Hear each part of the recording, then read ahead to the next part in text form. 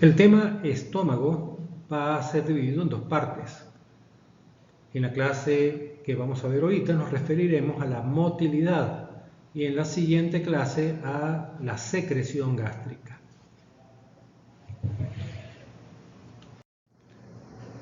El estómago tiene tres funciones generales. Primero, almacenamiento porque retiene los alimentos y regula su paso al duodeno. Segundo, digestión al procesar de forma mecánica y química los alimentos en una mezcla espesa llamada quimo. Tercero, defensa al destruir patógenos ingeridos con la comida o las secreciones corporales provenientes de boca y vías respiratorias. Por otra parte, el estómago debe protegerse de dañarse por sus propias secreciones.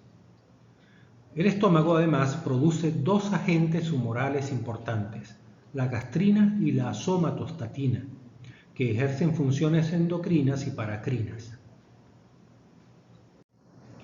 La motilidad del estómago y del duodeno está coordinada para que ocurra un vaciado ordenado de sus contenidos. Las contracciones gástricas resultan de la actividad del músculo liso dispuesto, en este caso, en tres capas: una longitudinal exterior, una circular media y una capa oblicua. La capa longitudinal está ausente en la parte anterior y posterior de la superficie gástrica. La capa circular es la más prominente y está presente en todas las áreas del estómago, excepto en la región paraesofágica. La capa oblicua está formada por dos bandas de músculo que se encuentran sobre las superficies anterior y posterior. Estas dos bandas se encuentran en el esfínter gastroesofágico y se abren en abanico para fusionarse con la capa de músculo circular en la parte caudal del estómago. En cuanto a la motilidad, el estómago se puede dividir en dos áreas: la región oral, que consiste en el fundus y una porción del cuerpo, y la región caudal o aboral, que consiste en el cuerpo distal y el antro. Estas dos regiones tienen patrones muy diferentes de motilidad. La región oral sirve como lugar de recepción y almacenamiento temporal de los alimentos y los líquidos de la dieta, mientras que ambas regiones están involucradas en la regulación del vaciamiento gástrico. Durante una deglución, la región oral del estómago se relaja casi al mismo tiempo que el esfínter esofágico inferior. Después del paso del bolo, la presión en el estómago vuelve a aproximadamente lo que era antes de la deglución. Este proceso se llama relajación receptiva y es mediada por un reflejo vagovagal, es decir, que sus vías aferentes y eferentes viajan por el nervio vago. Los estudios indican que los impulsos vagales pueden actuar a través de los receptores de serotonina para liberar óxido nítrico y hacer que el músculo se relaje. La relajación sucede con cada trago y se pueden acomodar grandes volúmenes, hasta 1,5 litros, con un aumento mínimo de la presión intragástrica. La musculatura de la región oral del estómago es delgada. Las contracciones son débiles y genera cambios de presión de baja amplitud que duran 1 minuto o más. Estas contracciones tónicas dan como resultado la acomodación del contenido gástrico remanente y su lenta propulsión hacia la región caudal o aboral. Además, contribuyen en alguna medida a la mezcla del contenido gástrico. El contenido puede permanecer durante 1 hora o más después de comer. Tanto la gastrina como la colecistoquinina disminuyen estas contracciones y aumentan la distensibilidad gástrica. Mientras que la región oral del estómago retiene tranquilamente la comida, la región caudal se ocupa en la digestión. Una serie de ondas peristálticas se originan en la mitad distal del estómago, empujando la comida hacia el píloro. A medida que las contracciones se acercan a la unión gastroduodenal, aumentan tanto en fuerza como en velocidad. Pero como la apertura del píloro es todavía pequeña, solo deja pasar hacia el duodeno unos pocos mililitros de quimo. Además, a medida que cada onda peristáltica se acerca al píloro, el músculo pilórico a menudo se contrae, lo que impide el vaciado. Todo esto provoca que parte del contenido gástrico retorne al cuerpo del estómago, lo cual contribuye a mezclar los alimentos con ácido y enzimas digestivas. Este fenómeno se denomina retropulsión. Las contracciones del área caudal del estómago son controladas por interacciones entre las células intersticiales de Cajal en el músculo liso, el sistema nervioso entérico y el sistema autónomo extrínseco, así como por factores humorales. Las células del músculo liso en esta área tienen un potencial de membrana que fluctúa rítmicamente con despolarizaciones cíclicas y repolarizaciones, es decir, en ondas lentas. Estas ondas pueden iniciar contracciones significativas cuando el potencial de meseta supera el umbral, y a mayor amplitud de la meseta, mayor será la fuerza de contracción. El potencial de meseta puede o no estar acompañado de oscilaciones rápidas superpuestas llamadas potenciales de pico o estallidos de pico. Los factores nerviosos y humorales no son necesarios para la presencia de ondas lentas, pero alteran su comportamiento. Por ejemplo, la vagotomía desorganiza las ondas, en tanto que la gastrina y motilina aumentan las contracciones, mientras que la secretina y el péptido inhibidor gástrico las inhiben. En la unión gastroduodenal se encuentra el píloro. A este nivel, el músculo circular es un 50 a 100% mayor que en las demás porciones del estómago caudal. El píloro permanece ligeramente contraído tónicamente casi todo el tiempo, pero queda lo suficientemente abierto para que el agua y otros líquidos se vacíen fácilmente en el duodeno, impidiendo el paso de partículas de alimento hasta que se haya convertido en quimo. El píloro es una barrera relativamente débil que solo puede resistir gradientes de presión de poca intensidad. La contracción y la relajación coordinada del antro, el píloro y el duodeno, o unidad antro-duodenal, probablemente sean más importantes que la simple presión producida por el músculo liso del píloro.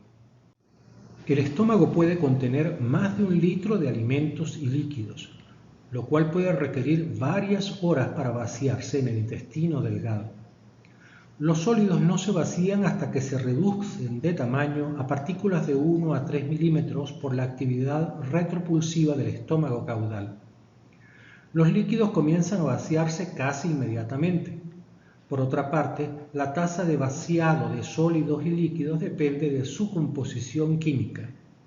La regulación del vaciamiento gástrico depende de receptores en la parte superior del duodeno. La activación de estos quimio, osmo y mecanorreceptores desencadena varios mecanismos nerviosos y humorales que inhiben el vaciado gástrico.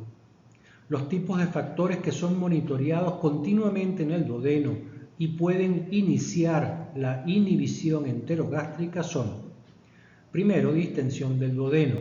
Segundo, presencia de cualquier irritación de la mucosa duodenal. Tercero, acidez del quimo. 4. Osmolalidad del quimo. Quinto, presencia de grasas y derivados de proteínas. Estos reflejos están mediados por 3 rutas: directamente desde el duodeno al estómago a través del sistema nervioso entérico, un reflejo corto. Segundo, a través de nervios extrínsecos que van a ganglios simpáticos prevertebrales y luego de vuelta a través de fibras nerviosas simpáticas inhibitorias al estómago. Y tercero, en pequeña medida, a través de los nervios vagos en un reflejo vago-vagal que involucran al tronco encefálico. Las grasas liberan colecistoquinina, son un estímulo para la liberación de colecistoquinina, lo que aumenta la distensibilidad del estómago oral. El ácido en el duodeno inhibe la motilidad y el vaciamiento en segundos. Señales del sistema nervioso simpático, como las producidas por dolor, ansiedad, miedo y ejercicio, pueden retardar el vaciamiento gástrico.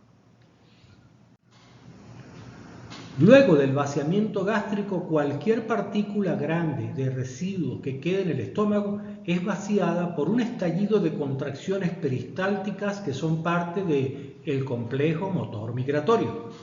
Ráfagas cortas de contracciones que comienzan en la región oral y se desplazan por toda la longitud del estómago. El píloro se dilata y el duodeno se relaja. Describamos brevemente el reflejo del vómito. El término vómito o emesis se define como la expulsión vigorosa del contenido gástrico a través de la boca, en el que participan varias respuestas musculares coordinadas del músculo liso y estriado. Es diferente a la regurgitación, que consiste en el paso fácil del contenido gástrico a la boca. El reflejo del vómito es un mecanismo de defensa involuntario y, como todo reflejo, es posible reconocer tres pasos en su producción: estímulos iniciadores centrales y periféricos, interpretación de estos estímulos por un centro integrador, respuesta motora que expulsa el contenido gastrointestinal. Las náuseas y los estímulos se desencadenan por diversos estímulos locales en el tracto gastrointestinal, como toxinas, fármacos, bacterias, virus, hongos que ingresen a la luz del tracto gastrointestinal. Agentes tóxicos u organismos infecciosos que actúan directamente sobre los núcleos eméticos del complejo dorsal del vago en el tronco encefálico también pueden desencadenar vómitos, o patologías en el tracto gastrointestinal que estimulan aferentes vagales de otros órganos. Factores emocionales y cognitivos en la corteza cerebral y el sistema límbico. Alteraciones en los núcleos vestibulares del cerebelo en el movimiento. Los diversos estímulos antes mencionados activan receptores eméticos diversos, como receptores de serotonina tipo 3, neuroquinina 1, dopamina D2 y D3, opioides mu y kappa, muscarínicos M1 e histamina H1. Estos receptores se encuentran en vísceras abdominales, en mediastino, peritoneo y pelvis renal. También hay señales que provienen de la corteza cerebral y de receptores de núcleos del tallo cerebral, de núcleos vestibulares, del centro visual olfatorio y límbico y en el complejo vagal dorsal del tronco del encéfalo, específicamente. Con excepción de algunos receptores acoplados a canales de iones, como los receptores de serotonina tipo 3 o los nicotínicos, la mayoría de estos receptores eméticos pertenecen a la familia de receptores acoplados a proteína G. Estímulos periféricos provenientes del tracto gastrointestinal son señalizados por los aferentes vagales, pero también pueden estimular el área postrema del tronco encefálico a través de la sangre. Además del área postrema y las aferencias vagales, también hay aferentes directos de los nervios espláncnicos que transportan estímulos provenientes de diferentes órganos como corazón, vías urinarias. También proviene información del aparato vestibular. La información proveniente por las distintas vías aferentes son integradas y coordinadas por el complejo dorsal del vago en el tronco encefálico, el cual está constituido por el área postrema, el núcleo del tracto solitario y el núcleo motor dorsal del nervio vago. El área postrema en el piso del cuarto ventrículo y el núcleo del tracto solitario carecen de barrera hematoencefálica, por lo que estas neuronas responden con rapidez a estímulos en la sangre y el líquido cefalorraquídeo. Sirven pues como receptores centrales para la estimulación emética periférica. El núcleo del tracto solitario también es receptor de entradas neurales directas del área postrema y de aferentes vagales, de nervios esplánicos, del aparato vestibular en el oído, del cerebelo y de la corteza cerebral. A través del núcleo del tracto solitario, las señales se envían al núcleo motor dorsal del nervio vago, que media la función motora del proceso de vómito. El núcleo dorsal motor del vago contiene motoneuronas parasimpáticas preganglionares que se proyectan al tracto gastrointestinal superior e influyen en la motilidad. En condiciones normales, las neuronas del núcleo motor dorsal del vago están inhibidas por el núcleo del tracto solitario.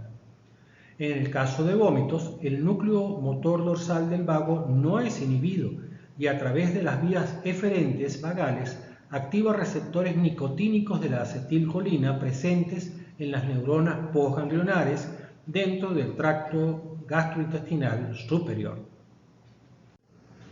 El proceso del vómito se produce en 3 fases. En la fase 1 de pródromo, las neuronas vagales eferentes del núcleo dorsal del vago inician una contracción retrógrada gigante que comienza en el intestino medio y funciona para devolver el contenido luminal hasta el estómago.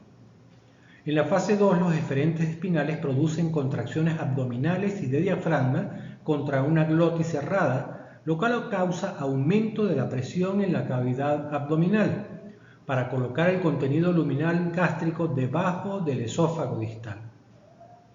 Finalmente, en la fase 3, la relajación del músculo crural diafragmático y del esfínter esofágico inferior permite la transmisión de este aumento de la presión intraabdominal hacia el tórax, con expulsión de los contenidos gástricos hacia el esófago. El movimiento antero-superior de la laringe y la relajación del esfínter esofágico superior son necesarios para la propulsión oral, mientras que el cierre de la glotis evita la aspiración. ¿A qué se debe la gastroparesia diabética? Un lactante de un mes previamente sano es llevado a la consulta por vómitos postprandiales no biliosos. A pesar de los vómitos, el bebé está hambriento, su crecimiento en peso y talla es normal, y el examen de abdomen revela en la región del epigastrio una masa ovoide móvil de 1 a 2 centímetros de diámetro. ¿Cuál es la causa de los vómitos? Un hombre de 35 años obeso con hábitos tabáquicos y alcohólicos consulta por pirosis y regurgitaciones. Refiere laringitis crónicas y problemas gingivales y dentales. ¿Cuál es la posible causa de estos síntomas?